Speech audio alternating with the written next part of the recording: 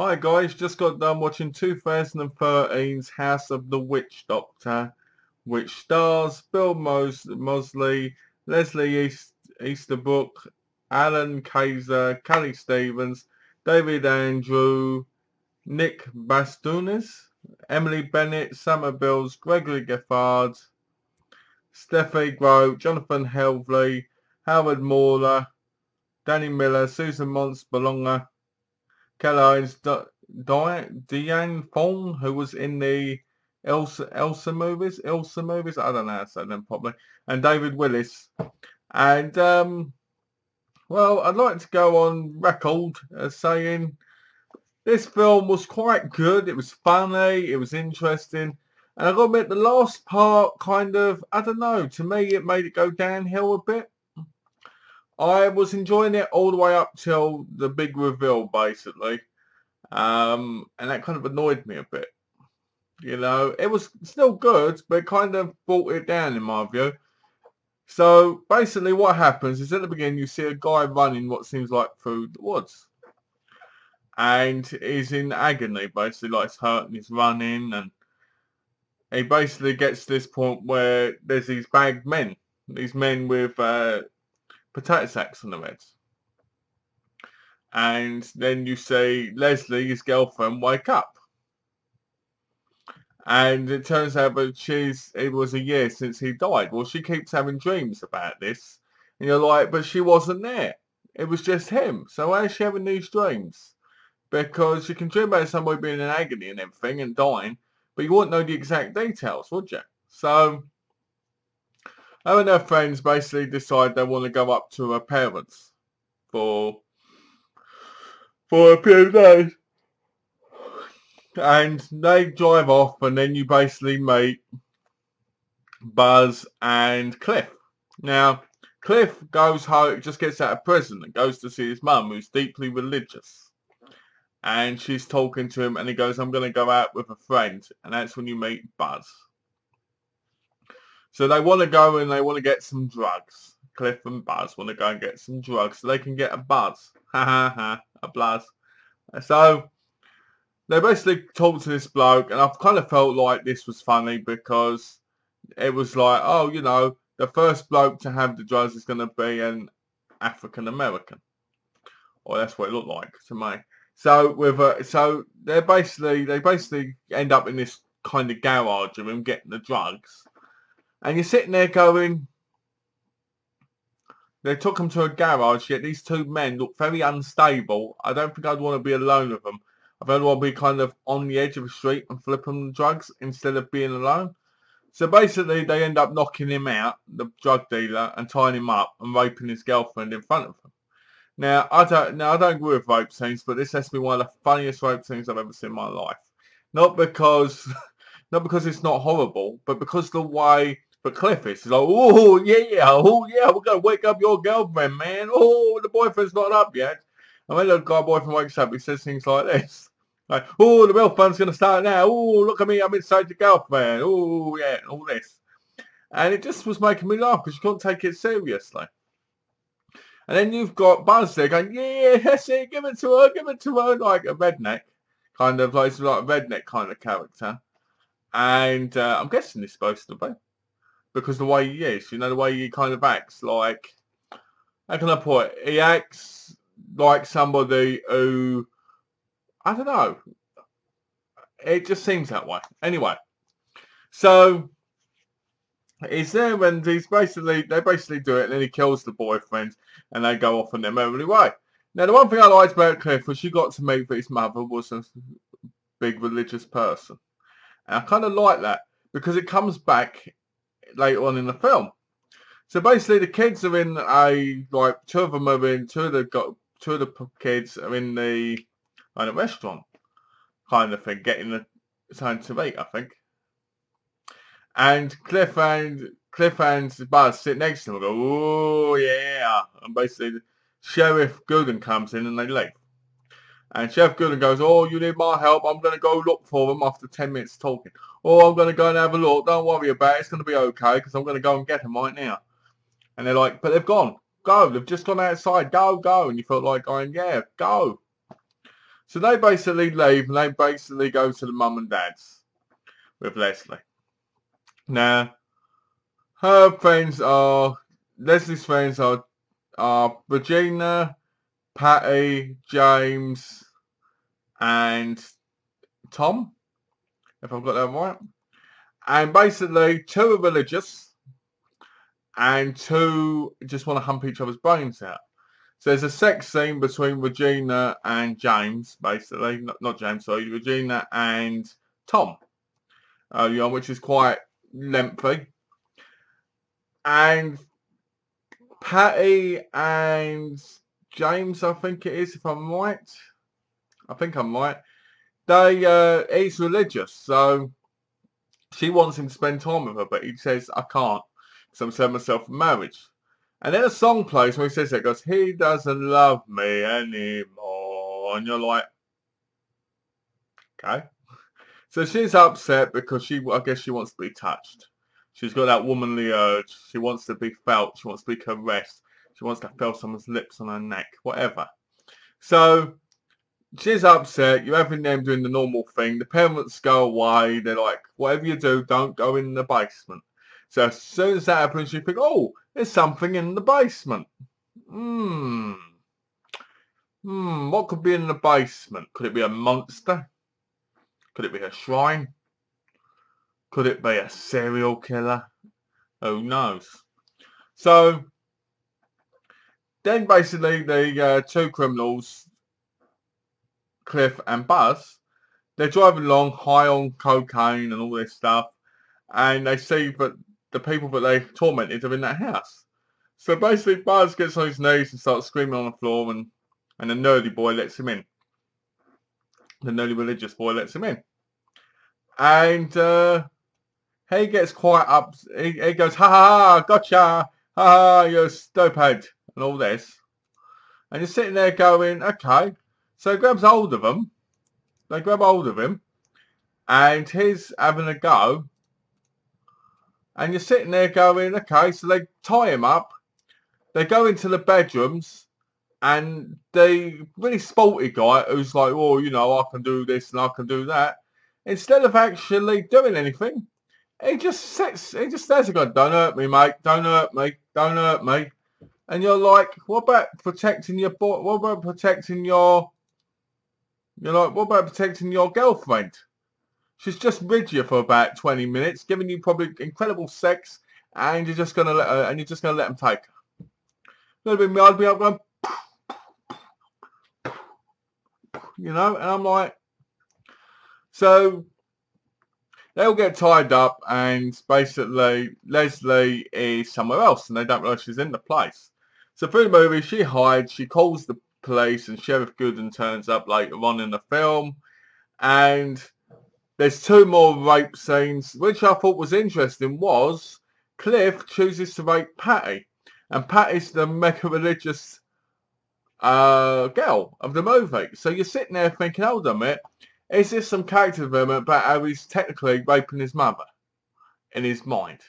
Because his mother's deep religious, he finds out she's religious, and it just makes him want to do it even more. Now, the one thing I did like about this movie was the women's breasts, because they weren't fake, bloody silicone breasts. They were natural breasts. And that's the kind of thing you want to see in a movie like this, because you don't want to see a woman with silicone breasts getting raped, because it doesn't feel right. I know it sounds weird, but the more natural side is, the more scary it is, the more creepy it is. Like having I Spit on Your Grave, the original. She's just a normal woman who writes books, and she gets raped, and it's horrifying.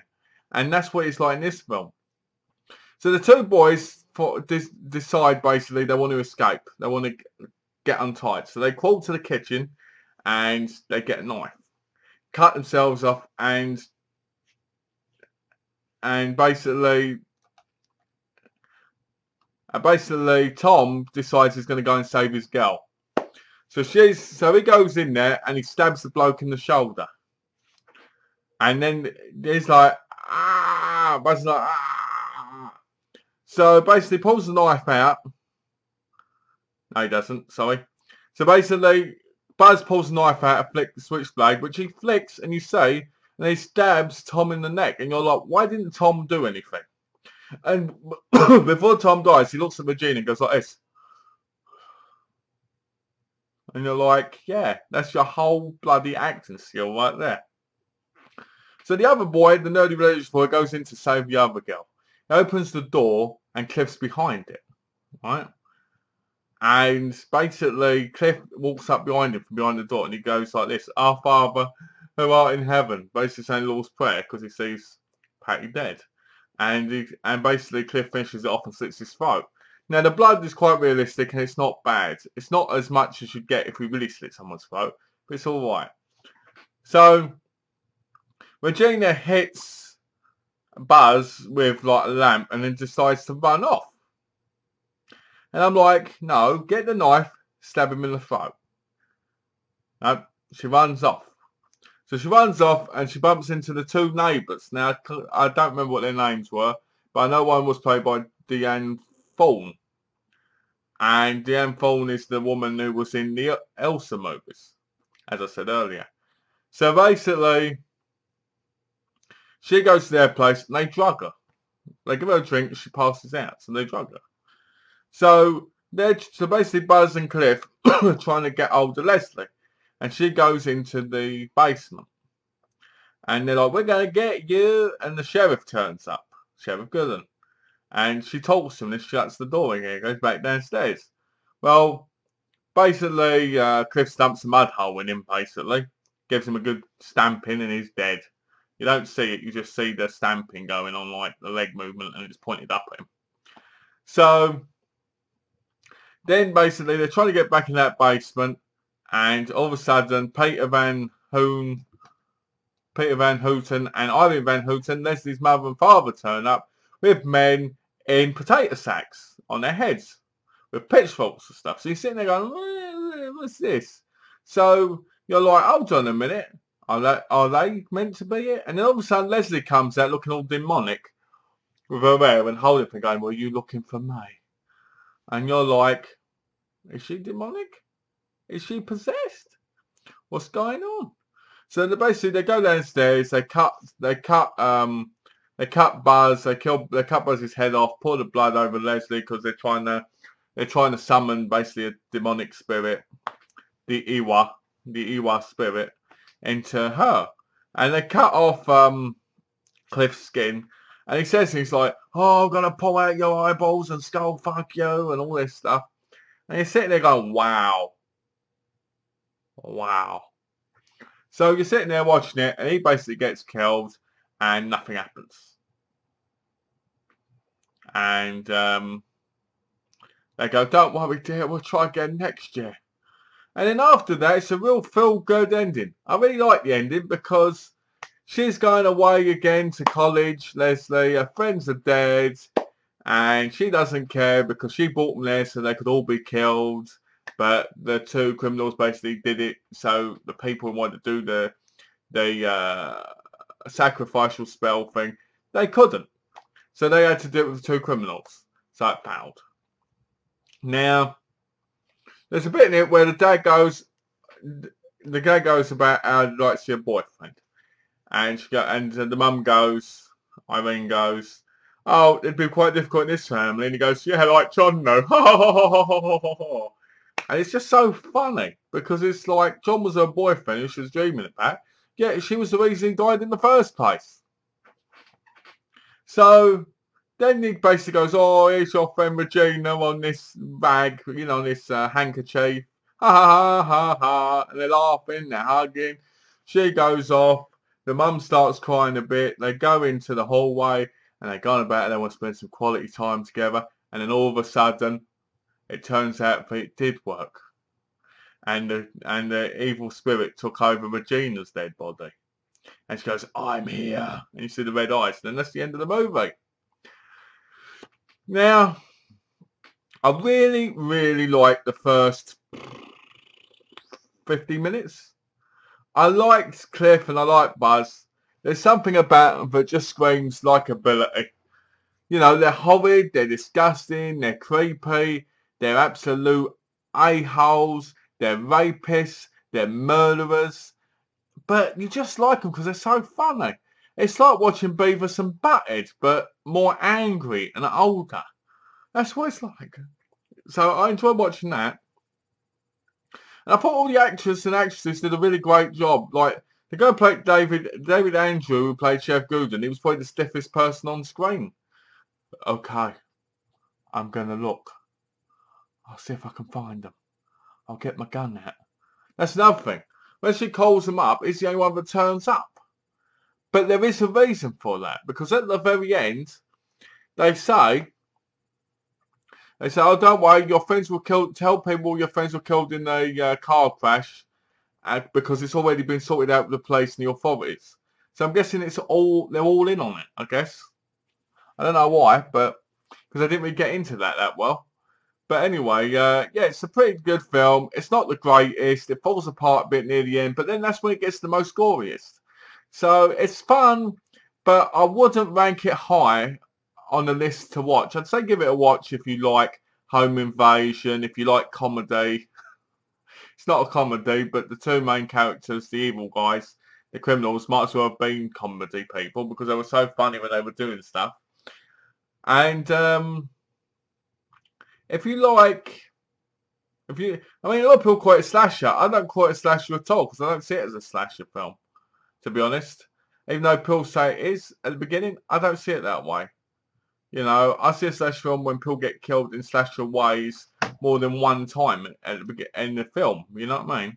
So yeah, I think it's got some good casting. I mean, Bill Moseley and Leslie Easterbrook are fantastic. Deanne Thorne is a cult classic icon. Alan Kayser is pretty good, and the rest of the cast are good. They're not bad. I recommend watching it at least once. I'd say don't get your hopes up, because if you get your hopes up, then you'll probably be disappointed. But other than that, I think it's a fun ride that you can just sit down and watch for 87 minutes. And yeah, so that was Has the Witchdoctor from 2013. My rating will be, I'll give it a 3. I'll give it a 3 because I enjoyed it, but I wouldn't watch it again. And if I did, I probably would give it a lower rating because I'd know what was happening and I'd think it was a bit pointless what was going on in the movie. So yeah. So thanks for watching, guys. Take care. Have a lovely day. And don't forget, if you haven't already, please subscribe. Thanks for watching.